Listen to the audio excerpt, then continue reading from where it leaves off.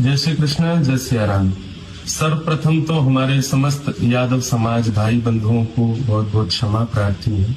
आप सब लोग एक विषय से बहुत आहत हो गए 4-5 साल पहले की एक कथा में, जहाँ नमस्कार, मैं हूं शीतला तिवारी। दोस्तों, एक बार जो है किसी जातिगत टिप्पणी कर दी जाए और उसके बाद फिर जो है माफी मांग ली जाए। जी हाँ, अब आप समझ गए होंगे हम आज क्या कहना चाह रहे हैं। हम कहना चाह रहे हैं, यह जिक्र है इंद्रेश उपाध्याय महाराज जी की। इंद्रेश उपाध्याय महाराज जी 3-4 वर्ष पहले जो है वह कथा करते करते और उसके बाद जो है उन्होंने जातियों में बता दिया, भेदभाव बता दिया और सीधे सीधे उन्होंने यादव और यदुवंशी में जो है उन्होंने अंतर बता दिया। यादव कौन होते हैं, यदुवंशी कौन होते हैं, यदुवंशी गायब हो गए, यादव गायब हो गए, यादव हैं यदुवंशी। यानी कहने का तात्पर्य ये है कि उन्होंने यादव और यदुवंशी में जो है अंतर बता करके और उसके बाद विपत्ति मोल ले लिया। हालांकि उन्होंने सोचा था कि हम तो कथाकार हैं और कुछ होगा नहीं, लेकिन मैं आपको बता दूं कि आप एक बार अगर कोई चीज अगर प्रवचन के दौरान आपने कह दिया है तो यह सोशल मीडिया का जमाना है।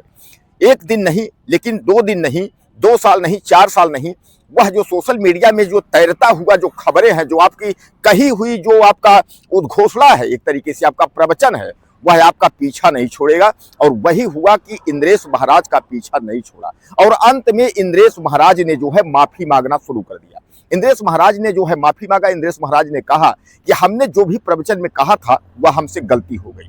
यानी अब वह जो है गलती मान रहे हैं, अब वह माफी मांग रहे हैं। वह यह भी बता रहे हैं कि 4-5 साल पहले हमने यह बात कही थी और हर कथाओं के दौरान हमने जो है हालांकि माफी मांगी थी, लेकिन इस बार जो है वह एक वीडियो बनाते हैं और वीडियो में वह कह रहे हैं कि यादव भाई हमारे भाईचारा है हमारा, यानी यादव से हमारा भाईचारा है, कई हमारे यादव जो है मित्र हैं।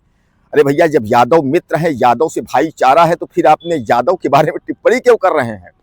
दोस्तों, ये इंद्रेश महाराज जो हैं इनकी गलती नहीं है। आप इनसे भी चले जाइए, बहुत बड़े जो है पूज्य गुरु या संत या जो भी आप मान के चलिए, रामभद्राचार्य को तो क्या क्या जो है उनको उपाधि मिली हुई है, सब कुछ मिला हुआ है उनको। और मोदी जी के मित्र भी अपने आप को वह बताते हैं, हमारे देश के प्रधानमंत्री के, उन्होंने भी कहते हैं कि जो ब्राह्मण हैं, ब्राह्मण में भी वह मतभेद बता देते हैं। ये सरयू पारीण, ये ब्राह्मण नहीं है, ये कौन है, ये ब्राह्मण नहीं, ये कौन ब्राह्मण है। दलितों को बता देते हैं कि भैया अगर जो राम राम नहीं कहेगा वो क्या है, जाति की टिप्पणी करते हैं। तो कहने का तात्पर्य ये है कि जो बड़े गुरुजी हरे लोग हैं, रामभद्राचार्य, उसके बाद आप जो है अनिरुद्धाचार्य को आप ले लीजिए, तमाम इस तरीके प्रेमानंद सॉरी वो जो है आपका महाराज जो है प्रदीप मिश्रा को ले लीजिए। जब यह बड़े बड़े कथावाचक जो हैं, जब यह कभी भगवान के बारे में टिप्पणी, कभी आदमी के बारे में टिप्पणी, कभी किसी के बारे में टिप्पणी, तो क्या यह लोग इस तरीके का बयान दे करके अपने आप को सुर्खियों में लाने की कोशिश करते हैं, या इस तरीके का बयान दे करके लोगों में जो है एक दूसरे पर आरोप प्रत्यारोप करके लोगों को भड़काने की कोशिश करते हैं? अब यह पता नहीं इन लोगों के दिमाग में क्या आता है।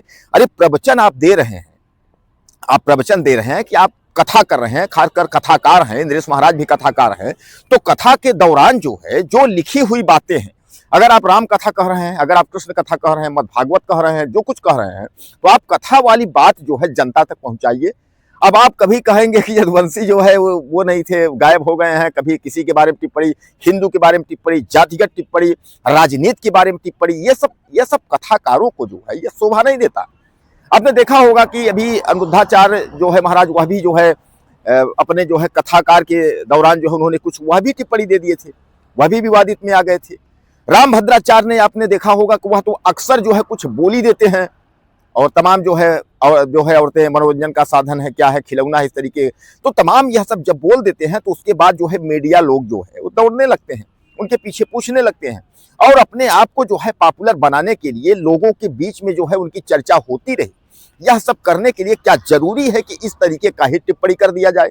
आखिरकार इंद्रेश महाराज जो है आज वीडियो बना करके जो माफी मांग रहे हैं, जिस तरीके से इनको शर्मिंदगी नहीं लग रही है कि हम उसी पर एक बार जो है हमने कथा के दौरान हमने कहा कि जो है यदुवंशी गायब हो गए हैं, भगवान खुद उनको गायब कर दिए, भगवान चले गए, यदुवंशी नहीं है, यदुवंशी और यादव में अंतर है। आखिर उन्हीं यादवों के बारे में टिप्पणी किए, अब आज उन्हीं यादवों के बारे में फिर जो है वीडियो बनाकर आप बता रहे हैं हमारे बहुत क्लोज जो है रिलेशन है, बहुत क्लोज संबंध है, हमारे कई दोस्त हैं। तो इस तरीके से अच्छा यह है कि पहले जब आप यह बात कहते हैं कथा के दौरान जो है जब आप इस तरीके की टिप्पणी देते हैं तो उसी समय यह आपको दिमाग में रखना चाहिए कि अरे हम क्यों जो है इस तरीके के देंगे, कल हमको माफी मांगना पड़ेगा। और यह इन्हीं की पहली बात नहीं है, कई कथाकार जो है उल्टा सीधा जो है बोल देंगे और बाद में उसके बाद जो है वह माफी मांगेंगे, सार्वजनिक माफी मांगेंगे, मीडिया से माफी मांगेंगे, इस तरीके का जो है। तो क्या इनकी इसमें जो है इज्जत बनती है? दोस्तों आप देखते होंगे कि जो है ये हम इन्हीं की बात नहीं कर रहे हैं उपाध्याय जी की, इंद्रेश की, हम जो है धीरेन्द्र कृष्ण शास्त्री, आप उनको भी देखे होंगे, उन्होंने एक दो बार जो है बजरंगबली और क्या जो है उसके बाद अली बजरंगबली के बाद उन्होंने टिप्पणी कर दी थी, उन्होंने भी कई बार टिप्पणियां कर दी हैं। तो कहने का तात्पर्य ये है कि टिप्पणी करने के बाद और फिर बाद में जो है उसके लिए अफसोस जाहिर करना, माफी मांगना, यह कहां तक जायज है? बहरहाल देर आए दुरुस्त आए, 3-4 सालों के बाद वह खबर तैरते तैरते जब सोशल मीडिया तक पहुंची तो इंद्रेश महाराज ने जो है सार्वजनिक रूप से जो है माफी मांग ली है। बहरहाल माफी उनका जो है हम आगे क्लिप में लगाते हैं, आप सुनिए पूरा वीडियो में क्या है उनकी माफी में, और हमें आप जो है अपनी राय जरूर दीजिए, टिप्पणी करना न भूलिएगा। क्या लगता है आपको कि इन कथाकारों को ऐसी टिप्पणी देनी चाहिए या नहीं देनी चाहिए? आप ज़्यादा से ज़्यादा मुझे मैसेज करें, चैनल को सब्सक्राइब कर लें, अगली वीडियो में फिर मिलते हैं।